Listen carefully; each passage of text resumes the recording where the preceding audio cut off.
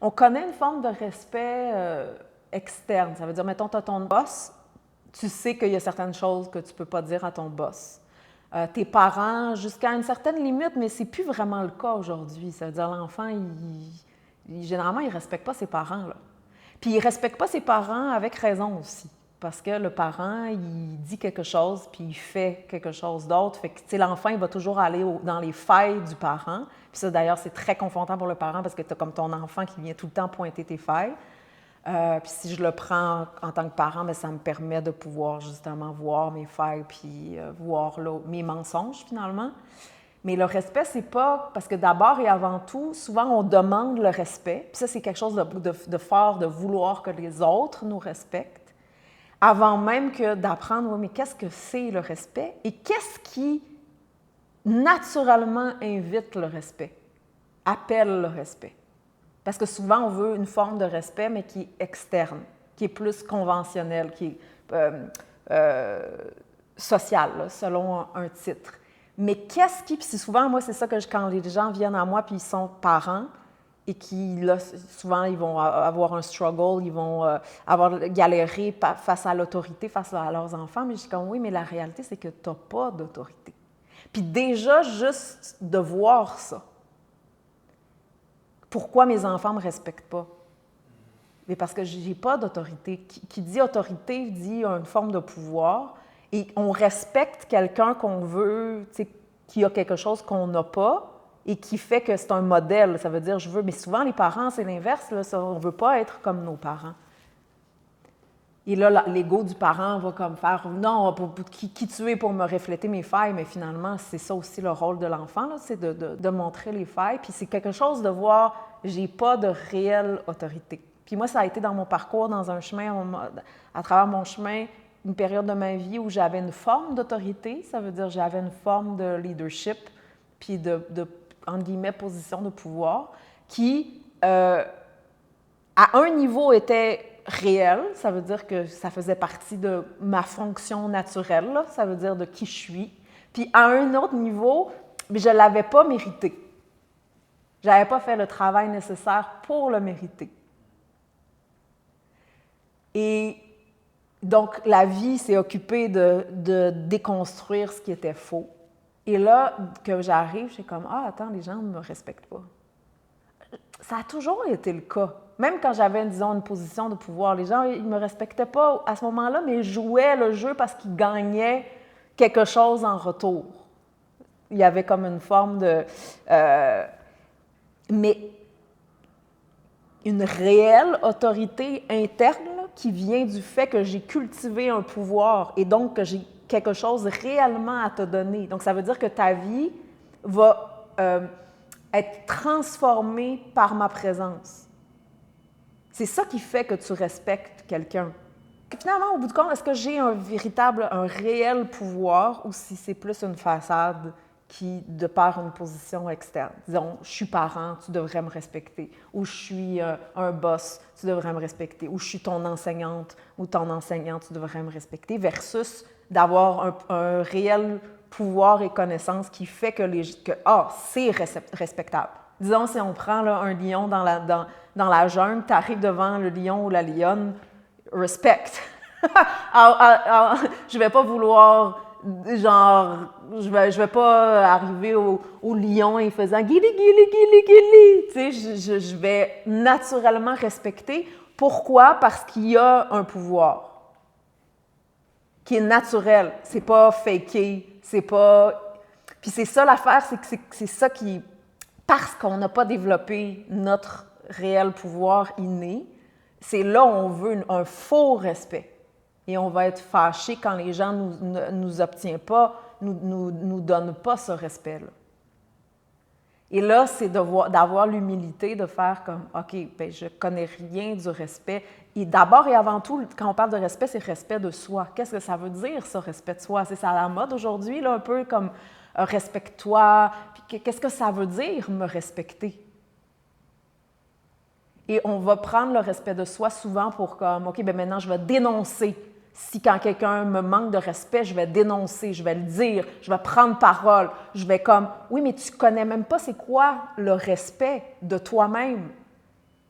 d'abord, pour me respecter, j'ai besoin d'avoir un sens, puis apprendre à me connaître, puis me donner ce dont j'ai besoin. Tu sais, aujourd'hui, les gens vont être porte-étendard de dénoncer ce qui est injuste, mais tu es injuste avec toi-même. Tu ne te donnes pas ce que tu as véritablement besoin.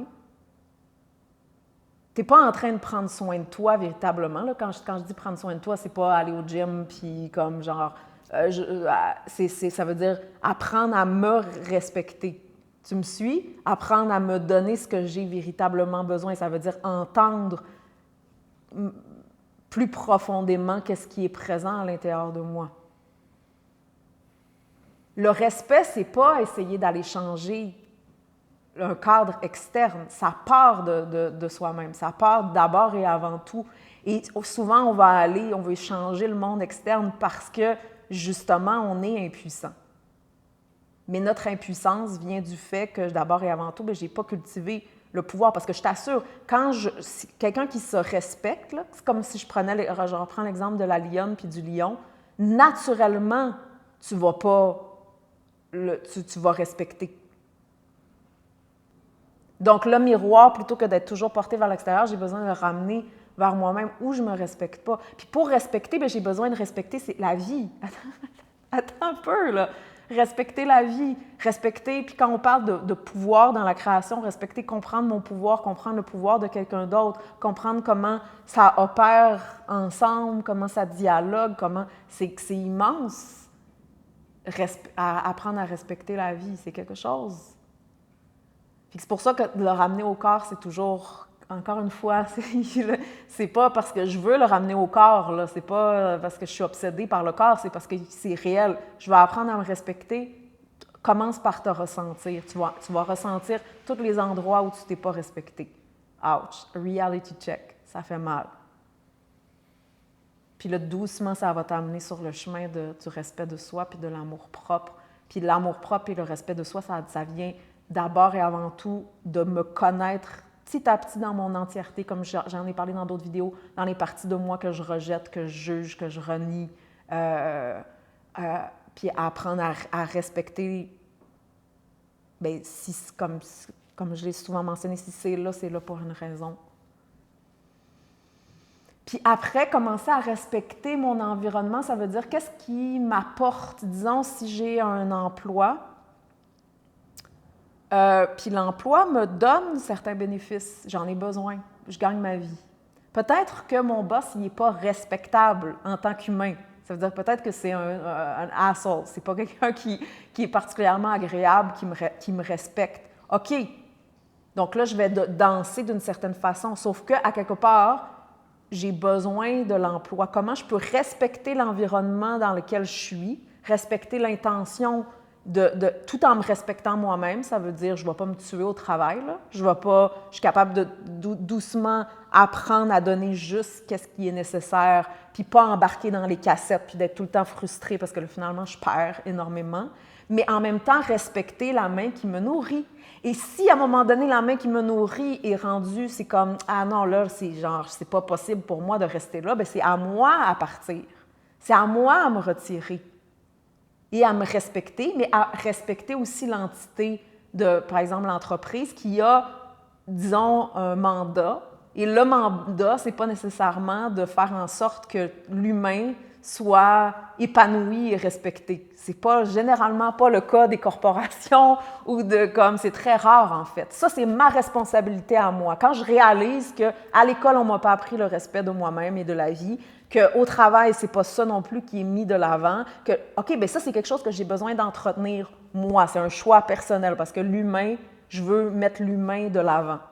Mais je ne veux pas aller perdre mon énergie à essayer de faire en sorte que mon emploi, mais ça devrait être l'humain. C'est comme, non, attends un petit peu, il y a une intention dans cette entreprise-là ou organisme-là. Puis plus je comprends, plus je peux respecter pour ce que c'est,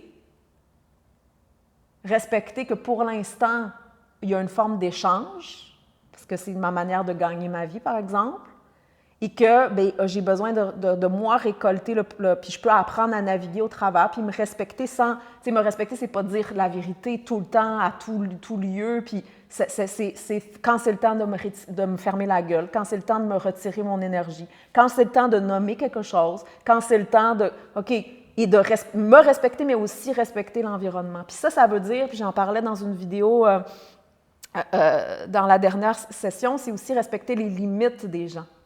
Respecter mes limites, ça veut dire j'ai des limites, puis les connaître, mais les autres aussi ont des limites.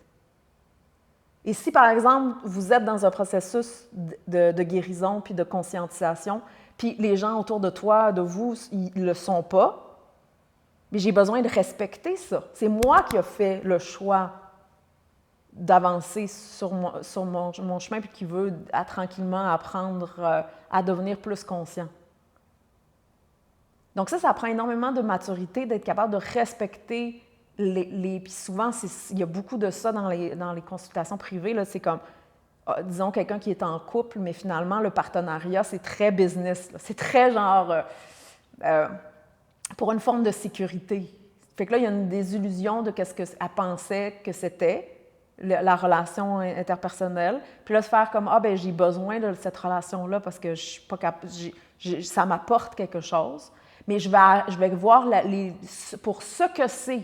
Fait que comme ça, je ne veux pas parce que sinon, la personne va tout le temps être déçue. Tout le temps essayer de venir chercher quelque chose de la relation. Puis c'est comme là, la relation n'est pas faite pour ça. Si ça, c'est important pour toi, va le chercher ailleurs. Cultive-le d'abord, avant tout, pour toi-même. Et ça demande beaucoup de lucidité, mais c'est extrêmement... d'arriver à voir clair dans mes relations, puis mes situations, puis voir les choses pour ce que c'est versus l'idée que j'ai. Et là, ça fait que je perds moins d'énergie. Je ne suis pas tout le temps dans une espèce de sentiment de rejection, de rejet, d'être rejeté. Parce que c'est comme, non, c'est pas personnel. Voici c'est quoi vraiment l'échange ou la dynamique de la relation. Et là, comme ça, je ne perds pas toute mon énergie à vouloir que ça soit quelque chose d'autre. Donc, le sujet du respect, on s'entend, c'est un gros sujet.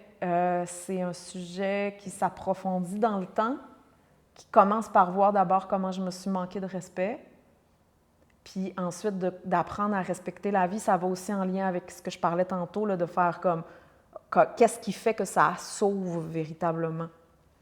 Et quand souvent on veut que les choses s'ouvrent, puis si on prend l'analogie avec mon corps, disons que j'ai une tension, et là, je veux que la tension disparaisse, je vais devoir faire, oui, mais la tension est là pour une raison. Qu'est-ce qui va faire que la tension relâche, puis le corps, il s'ouvre? Et la nature, c'est un pouvoir.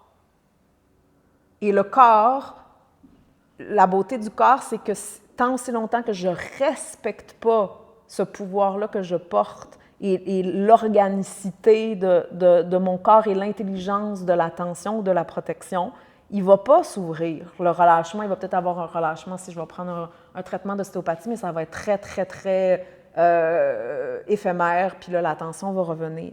Et là, ça montre, je ne peux pas tricher la vie, je ne peux pas tricher la nature, je ne peux pas tricher souvent dans les approches de yoga, puis de conscience, de breathwork, de développement personnel. On veut hijack, là, on fait comme littéralement de la masturbation énergétique pour arriver à une circulation ou un relâchement. Et qu'est-ce qui arrive si je rentre puis j'apprends à respecter le fait que si c'est fermé pour une raison. Puis là, quand ça s'ouvre, par exemple, là, c'est là que the goddess energy, ça veut dire l'intelligence de la nature, cette force-là intrinsèque de la nature m'enseigne. Quand je suis restée à la porte, là, quand c'est fermé, puis je reste à la porte, puis que comme j'essaye pas de tricher l'ouverture, puis de forcer l'ouverture de la porte, mais c'est là que la vie va me révéler. Mais une richesse d'enseignement. Mais ça me demande de lâcher le fait que c'est comme, j'ai pas le contrôle. Et si c'est fermé pour une raison. Puis juste d'étudier la fermeture ou la résistance ou la tension va m'amener énormément de connaissances de moi-même, de la vie, je laisse de côté le jugement que ça devrait être tout ouvert. Qui a dit que ça devait être tout ouvert? Et quand on fait l'analogie de la femme, bien, tu sais, dans une relation sexuelle, c'est de recevoir, là, littéralement. Puis souvent, la femme, la réalité, c'est que nos systèmes ont appris à se protéger. Il n'y a pas de réelle ouverture. Fait qu'on apprend la sexualité à forcer l'ouverture, sans jamais avoir appris à, bien, attends, c'est fermé. Puis là, aujourd'hui, il y a comme toutes sortes de produits pour comme faire en sorte que ça puisse s'ouvrir. Mais attends un petit peu, mais à ce moment-là, j'ai jamais la satisfaction de ce qui arrive quand, premièrement, rentrer en relation, que le fait, bien, c'est fermé pour une raison. Puis là, quand ça s'ouvre véritablement, c'est là que je peux recevoir la vie.